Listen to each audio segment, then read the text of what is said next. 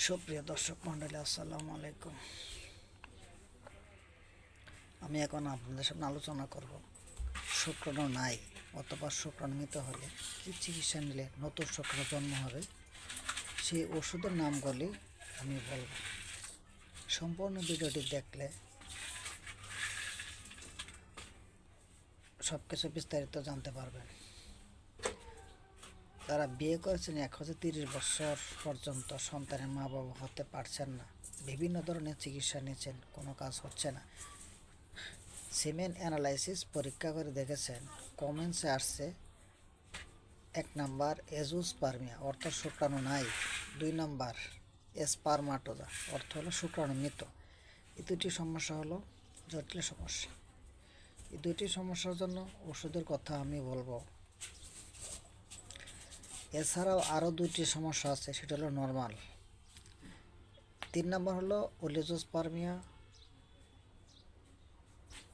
ভিজ্জ পাতলা। 4 নাম্বার হচ্ছে নর্মোজোস্পার্মিয়া, নর্মালভাবে আছে। 2টি সমস্যা তেমন জটিল নয়। এই সমস্যার জন্য অনেক ধরনের ওষুধ খেয়েছেন, কিন্তু কোনো সফলতা পাননি। অনেকে আছেন ওষুধের প্রতি বিশ্বাস হারিয়ে ফেলছেন, প্রতিজ্ঞা করেছেন আর জীবনে ওষুধ খাবেন না।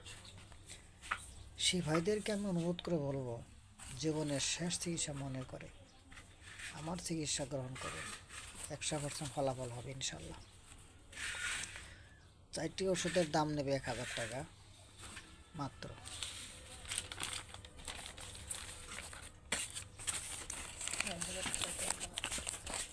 টাকা বড় নয়, যদি আল্লাহ কবুল করেন তাহলে আপনার জীবন হবে ধন্য। আপনারই জন্য সন্তান দেওয়ার মালিক হলো আল্লাহ। আল্লাহ ওষুধ চিকিৎসক হলো উসিলা মাত্র। ওষুধগুলি কিনে নেবেন, আর আমার কাছে নিয়ম আছে, নিয়ম কানুন আছে, সেগুলি মেনে চলবেন, কাজ হবে ইনশাল্লাহ।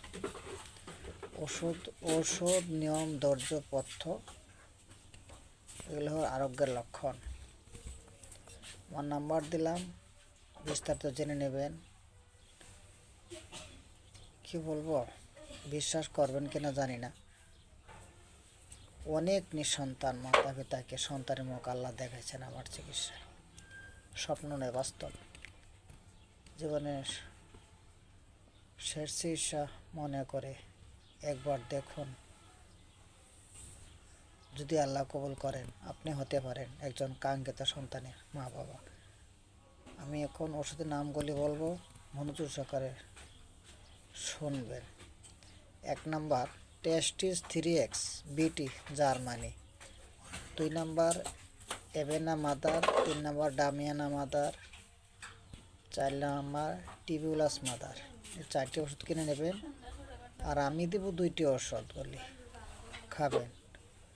আপনাদের স্বামী স্ত্রীর মধ্যে আরও কোনো সমস্যা থাকে তাহলে জানাবেন, গভীরভাবে চিন্তা ভাবনা করে ওষুধ দিয়ে দেব। নিজে চিকিৎসা নেবেন, অন্যদেরকে চিকিৎসা নিতে বলবেন। আর নতুন ভিডিও পেতে আমার চ্যানেলে সাবস্ক্রাইব করে রাখবেন। আসসালামু আলাইকুম।